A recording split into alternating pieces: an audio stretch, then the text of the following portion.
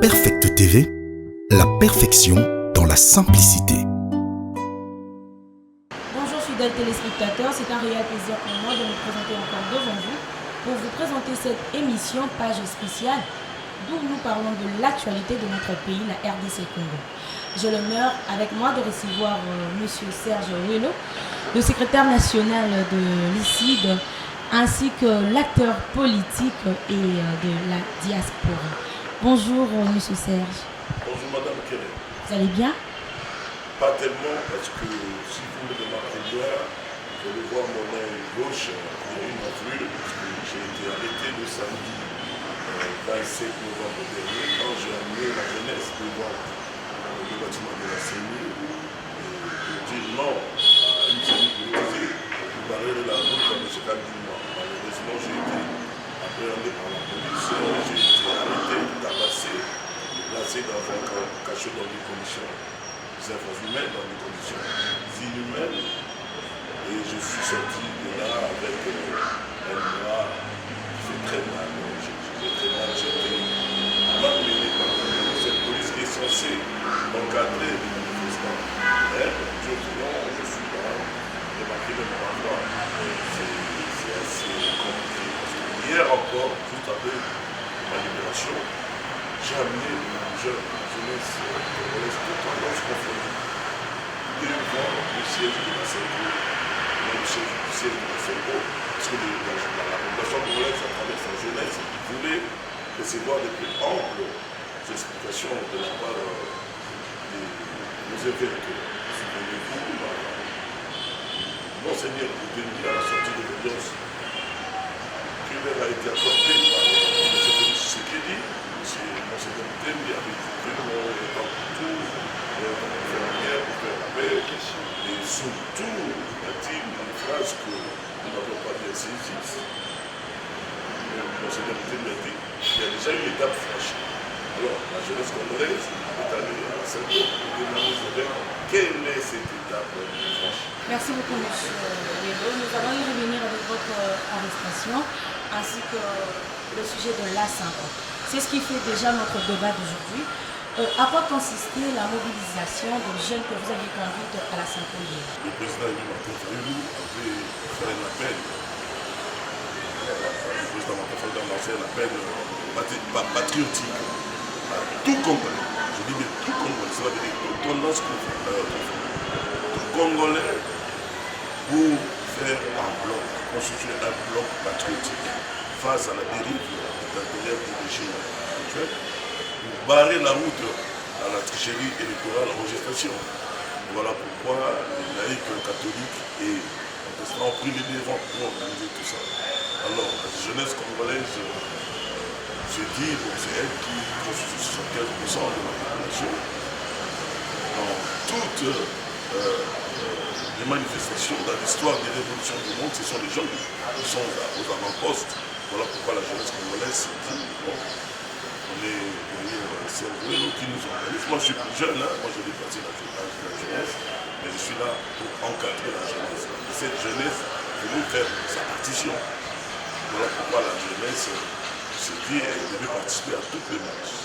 Le 27 novembre, pendant que tout le monde s'est caché à cause de la pluie, la jeunesse congolaise, jeunesse militante, jeunesse consciente, s'est dit non. Cette jeunesse s'est retrouvée en face de la sécurité qu'elle a été maltraitée. Et cette jeunesse va continuer, va intensifier la pression pour dire non à une CENI politisée, pour barrer la route à toute tentative de tricher. Vous savez, madame, l'histoire de ce pays nous enseigne que après les premières élections organisées en 1969, où Lumumba fut gagnant avec son parti, il a été premier ministre. Après cela, on a connu, dans des ans de la dictature du fait président Mobutu, où il n'y avait pas réellement la démocratie, parce que les élections, dans ces élections, il n'y avait qu'un seul candidat. Moïse Kabila est venu, il n'a pas pu organiser les élections là-dessus. 2006, il y a eu les premières élections organisées par un expert électoral, Feu Abema Amaluma. Mais on a vu Malmon proclamer le résultat dans un champ de combat. Congo a décollé, le Congo n'a pas décollé. 2011, le grand Étienne Tshisekedi Ouamouni, mon idole, a gagné les élections. Là, M. Kabila a triché. Est-ce que la situation, que ce soit sociale, économique du pays, a décollé? En 2018, le président Martin Fayot gagne son élection. Il a écrasé ses adversaires. On a vu M. Kabila donner le pouvoir à M. Tshisekedi. Aujourd'hui, nous vivons la pire des situations, c'est de l'hécatombe sur le plan social, sur le plan économique.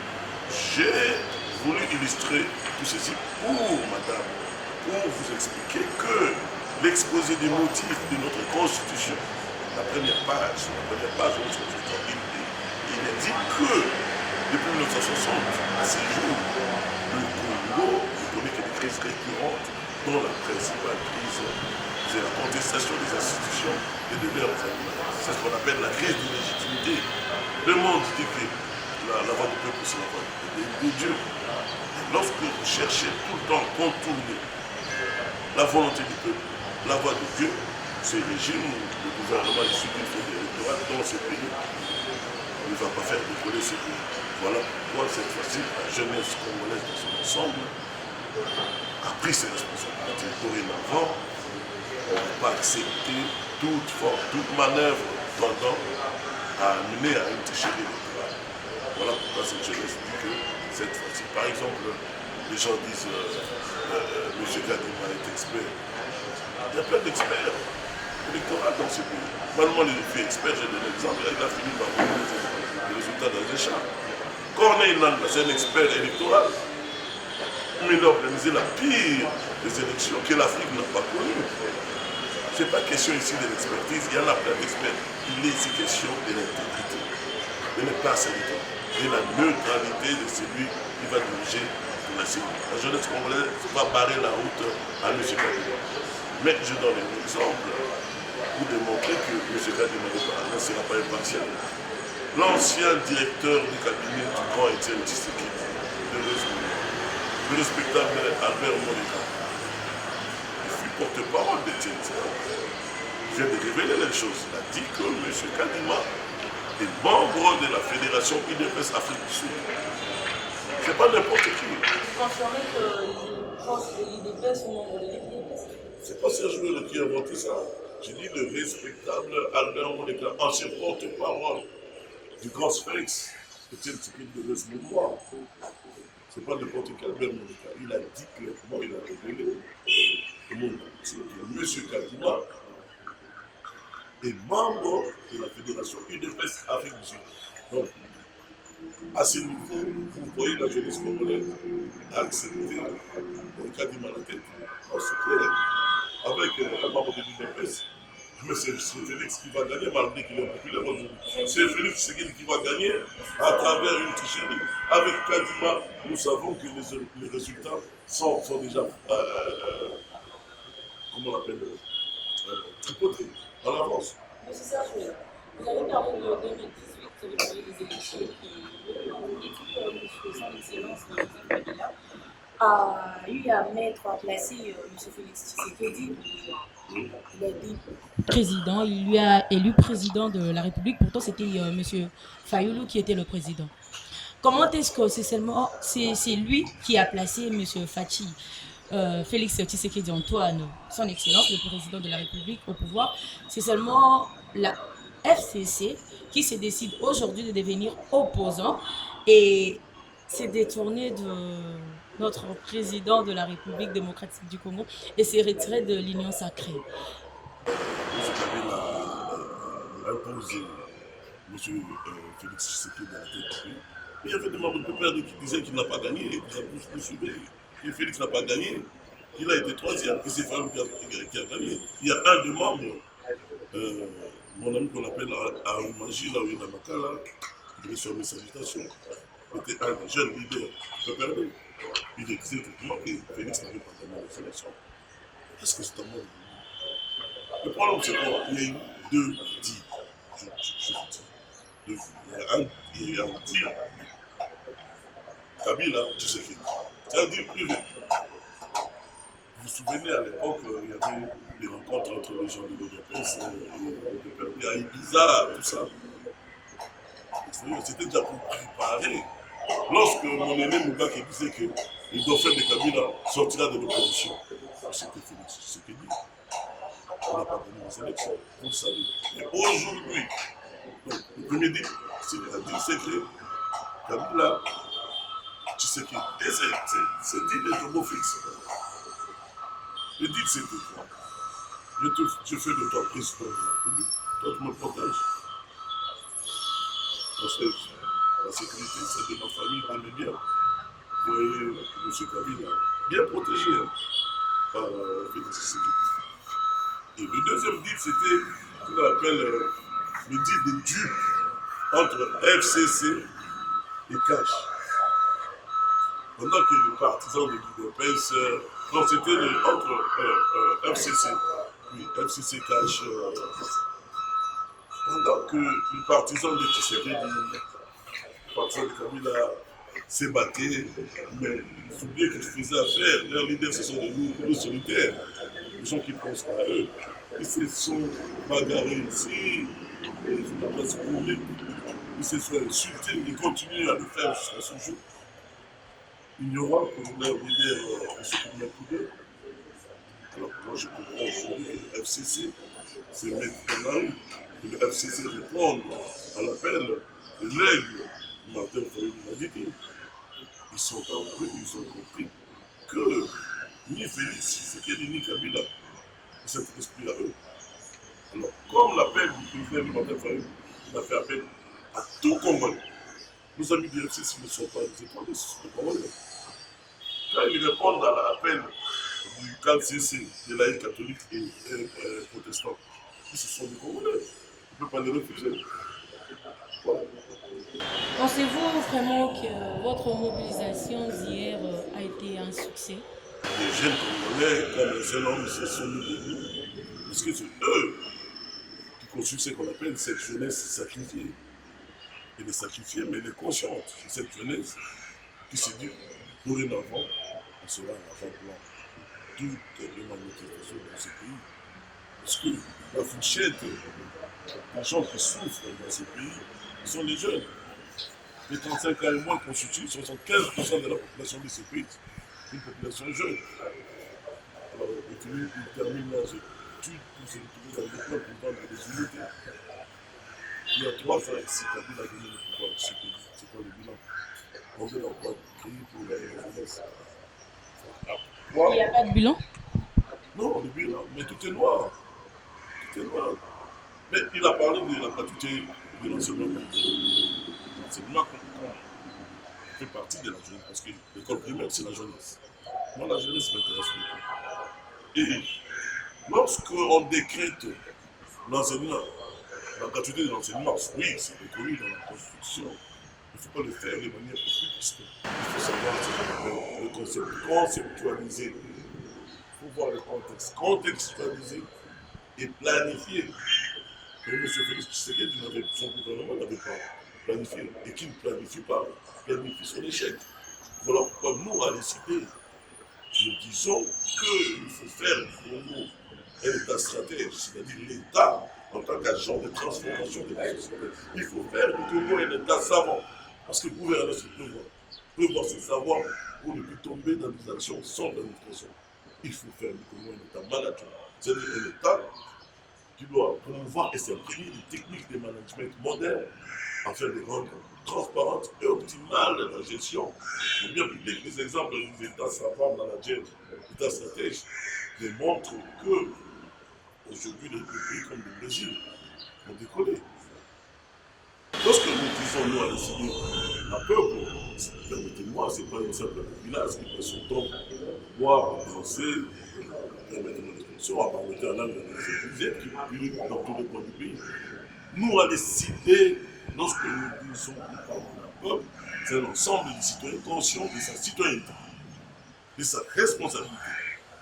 Donc, nous travaillons de manière à transformer le peuple congolais en peuple patron, en peuple gendarme et gardien jaloux de son patrimoine.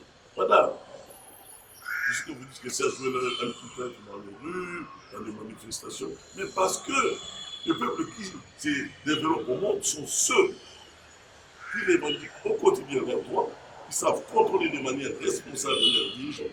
Et le cas échéant, et c'est une affaire, c'est vérité. Voilà. Que pensez-vous de cette phrase qui a été dite chez Marcel Outembi? Monseigneur Outembi, l'étape a été franchie. De quelle étape il parlait? Moi, je dirais que voilà pourquoi c'était la raison d'être de la jeunesse devant le siège de la Cinco. À la sortie de leur audience accordée par M. Félix Tshisekedi, le respectable Monseigneur Outembi, parce que j'ai beaucoup de respect pour nos évêques, moi je suis catholique, hein? Voilà, je suis très catholique, moi je suis assis sur des valeurs judéo-chrétiennes. Monseigneur Outembi a dit clairement qu'il y a eu des pas franchis. Voilà. Donc, j'ai vu une vidéo circuler dans laquelle quand j'ai posé cette question, en fait, quelle est cette étape franchie? Cela veut dire que nous acceptions M. Kadima, qu'on avait déjà désigné M. Kadima à la tête du pays et que nous sommes devant faire. Non, si c'est ça, en tout cas, je suis désolé. Ne craignez-vous pas que l'Église catholique peut se retirer du bloc patriotique? L'église patriotique, non, il ne faut pas confondre. L'église patriotique ne fait pas partie du bloc. Le Seigneur vous a expliqué. Il y a une différence entre l'église catholique, représentée par les Cinco, l'église protestante, représentée par Monseigneur Mukundoa, et les laïcs. Les laïcs, ceux qui organisent les choses, ceux qui sont dans la rue, qui sont appelés, nous sommes organisés autour des laïcs. Ça veut dire, comme on dit, les bandits. Ce ne sont pas des responsables. Donc, les laïcs catholiques et les laïcs protestants. Quand c'est les catholiques, mais la pour les protestants. Et vous savez que l'église catholique et l'église protestante, les deux constituent 80% de la population. Nous, les bandits catholiques et les laïcs protestants, nous nous organisons de manière à barrer la route à la tricherie électorale en gestation. Voilà pourquoi nous disons, parce que les gens confondent, on ne sait pas où Outembi, il est le président de la Cinco. La Cinco ne fait pas partie du bloc. Comme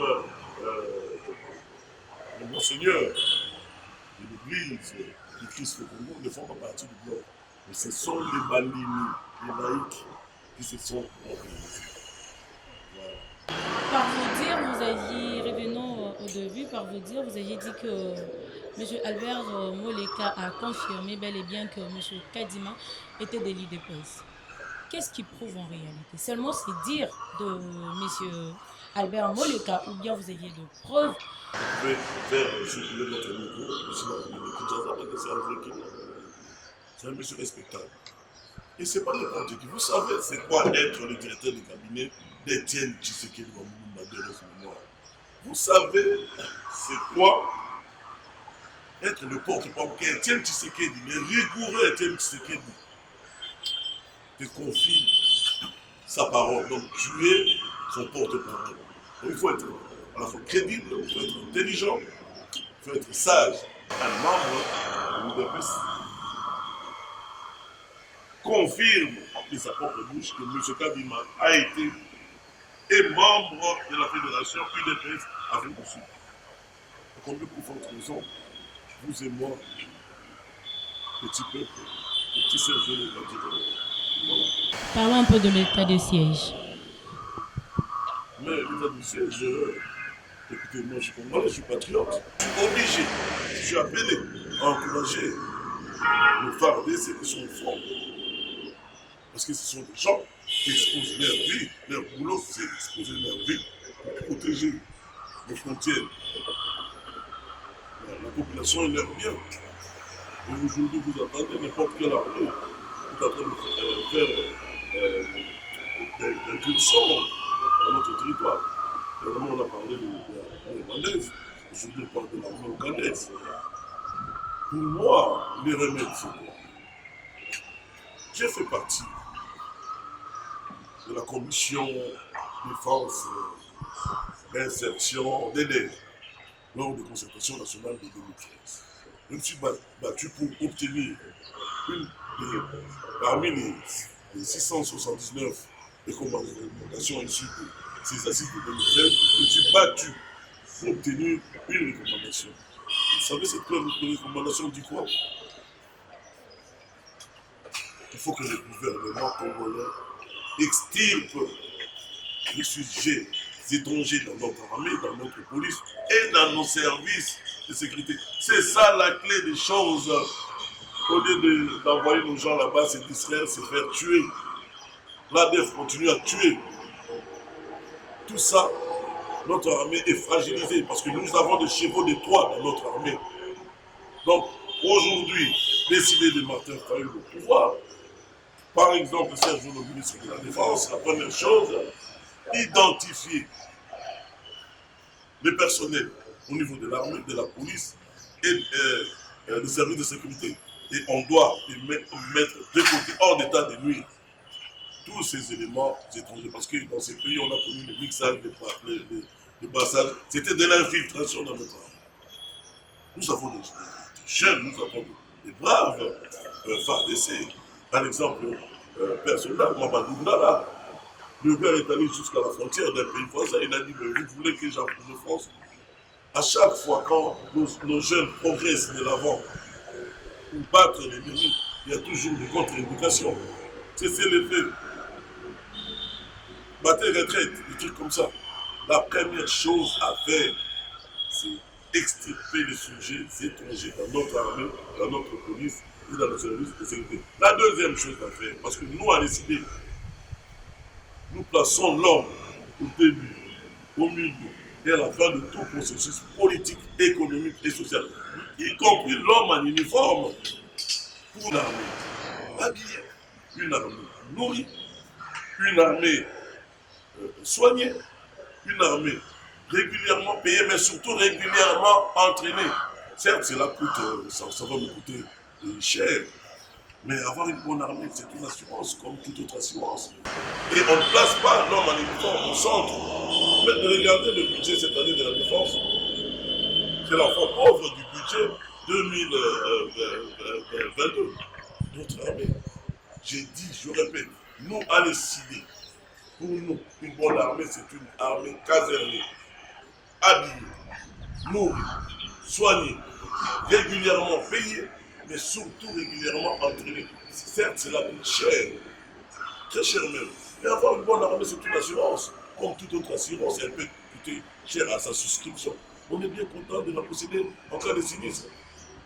Pour paraphraser le spécialiste des questions de défense et de sécurité, M. Jean-Jacques Mondo Romagnondo, dans son ouvrage intitulé Les armées au Congo. M. Jean-Jacques Mondo a dit qu'on ne peut pas parler de l'État sans une puissance publique devant nous permettre d'asseoir son autorité et d'exercer son pouvoir régalien sur l'ensemble du territoire national.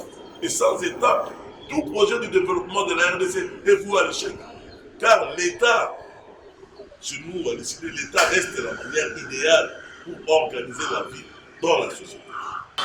Parlons de vos arrestations de cette année. Vous aviez été trop arrêté. C'est pourquoi, suite à quoi, avez-vous de problèmes? Oui, la deuxième demeure aussi à Kinshasa. Et c'est triste parce que c'est pas sous le fils du grand Tshisekedi qui s'est joué de refaire 4 fois les cachots dans des conditions inhumaines. Juste parce que Serge nous réclame une CENI dépolitisée. Juste pour ça. Arrêté, tabassé, torturé, mis dans un cachot, dans des conditions d'infrahumaines où il y a. Je suis piqué par les insectes que nous appellent ici les kinsetois, les cancrélats, les moustiques. Le mur du cachot infecté, il suffit que ma peau touche là pour voir des enfants. J'ai souffert cette année, à 4 années de plus arrêté. Tout ça parce que je mène le même combat que j'ai eu à mener à côté de mon grand frère Félix Tshisekedi. C'est vous, à l'époque, nous avons mis en place ce qu'on appelle DTP. J'étais membre de Dynamique, c'était le président. Les idées de Martin Fayou a soutenu la candidature du président Etienne Tshisekedi Lumumba. Le combat de la vérité des urnes. Le combat de la vérité des urnes. Mais c'est les idées de Martin Fayou qu'il a commencé aux côtés d'Etienne Tshisekedi le 9 décembre 2011, lorsque M. Moulouda, le pasteur Moulouda, avait publié le fort résultat plaçant Kabila gagnant face à Tshisekedi.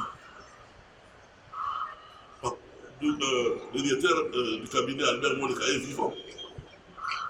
Moi, j'étais là à la droite du papa Etienne Tshisekedi. Abbé Faustin Kwakwa, les décidé, député élu malheureusement invalidé. Il y avait docteur Tarsis Moseke, un proche du fait Etienne Tshisekedi. Et Tshisekedi nous pose la question, on fait quoi? Moi, Serge Ouello, devant vous. Mais les gens de l'UDPS, ça, personne ne peut passer ici pour me contredire. Personne. C'est moi qui ai dit au président Etienne Tshisekedi, proclamez-vous président de la République. Comment? À travers la presse.